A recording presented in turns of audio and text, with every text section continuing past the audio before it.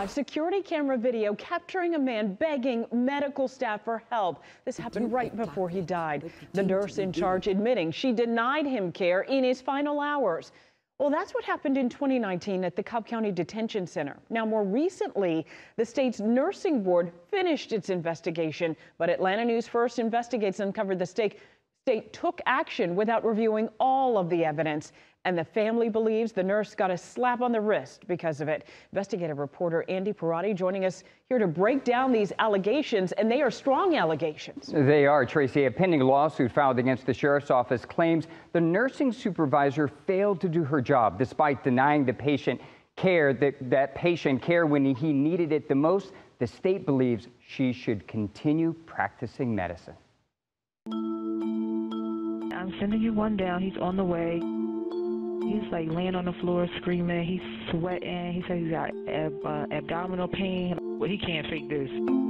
When Cavell Wingo arrived at the Cobb County Jail Infirmary in 2019, nearly the entire medical staff believed he needed help.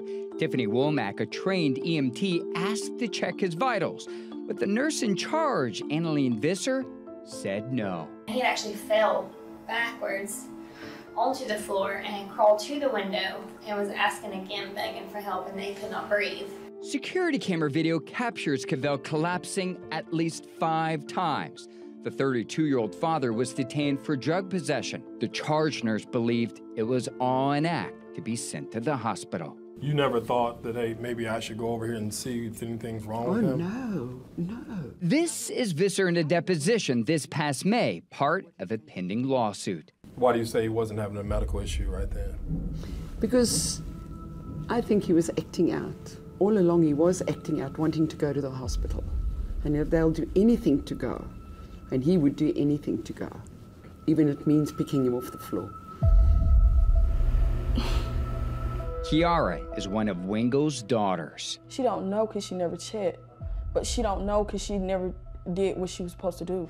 After growing tired of Wingo's screams for help, Nurse Visser asked deputies to put him in an isolation room. He immediately collapsed inside. Did he look like he was okay medically at that time? You know, when they act out, they do act like that. They pretend to be dead. How difficult is it to hear her say these things? Difficult because if they would have just did their job.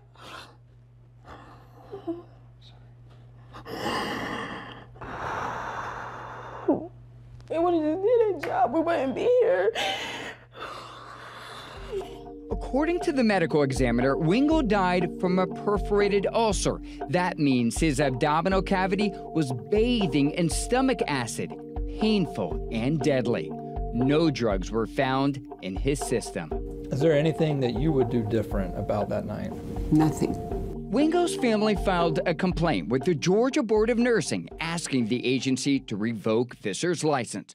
On May 17th, the family's attorney sent this letter to the board, alerting the state it was conducting a future videotaped deposition with Visser and to reserve its ruling until it received a copy. 5 days later, an administrative law judge recommended Visser serve just 1 year probation. The nursing board could have rejected or modified the ruling, but didn't, and it never requested to review the deposition. I have a huge problem with that. Elaine Harris is a former nursing professor at Mercer University with more than 40 years of experience. She believes the board made a decision based on incomplete information. Why do you think it would have been so important for the board to see this video deposition? They would have seen this nurse's utter lack of compassion, her utter lack of care. I can't envision her in any other practice setting and being considered a safe practitioner. Now, we reached out to Visser and her attorney, but did not hear back. The president of the nursing board, Tammy Bryant, declined to be interviewed about the decision. Secretary of State Brad Raffensperger, whose agency provides administrative support to the board, also declined. A spokesperson writing, it does not wield any statutory authority over the individual enforcement process or otherwise influence board decision-making. The Cobb County Sheriff's Office denies any liability in Wingo's death and shied away from responding to Visser's actions. Back to you guys. All right, Andy, thank you for sharing with us that story. A whole lot going on there. Corrections officer in the Camden County Jail pushing an inmate into a glass door. That inmate then passes out. The Georgia Bureau of Investigation says the officer has been arrested. And this isn't the first time a corrections officer at the same jail has been arrested, accused of abusing inmates. News4Jax reporter Janice Harris was at the Camden County Jail, where the sheriff there says changes are being made. The sheriff said in a statement that the Camden County Jail corrections officers are getting additional training. However, I talked with a local activist who said this incident is not isolated and the jail needs to change its ways.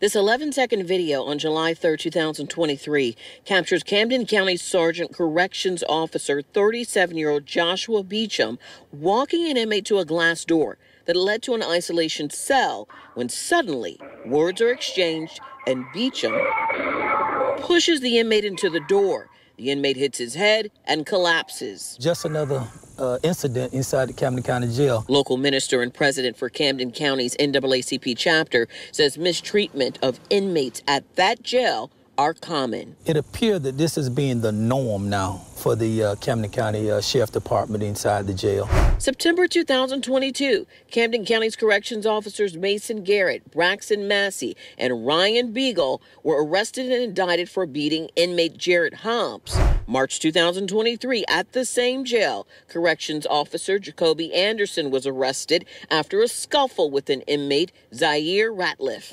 In this most recent case, Beecham has been charged with one count of aggravated assault, false statements, and violation of oath of public office. The inmate was taken to a local hospital. Beecham was booked into the same jail where he shoved the inmate into a glass door. In a statement, the Camden County Sheriff's Office said additional training is currently being conducted for correction officers. Besant said that's not enough. It's not just training. Will training help?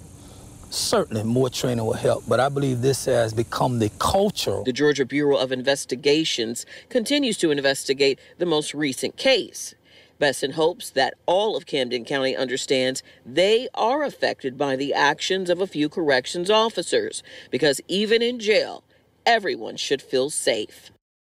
Jail records show that Beecham has bonded out of jail here. The inmate was treated and released from the hospital. I wanted to speak with the sheriff in person, but he is currently out of town for the Georgia's Sheriff's Conference.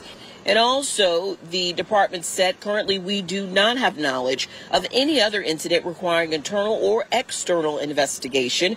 Disciplinary action on employees not following procedure and policy are quickly investigated. Any and all use of force incidents are examined by multiple staff and command staff. General and unannounced audits are being conducted specifically on jail video for compliance and quality control. We'll continue to follow this story and also give you any updates as it progresses through the court process. Reporting live, the Camden County Sheriff's Office and Jail, Janice Harris, Channel 4, the local state.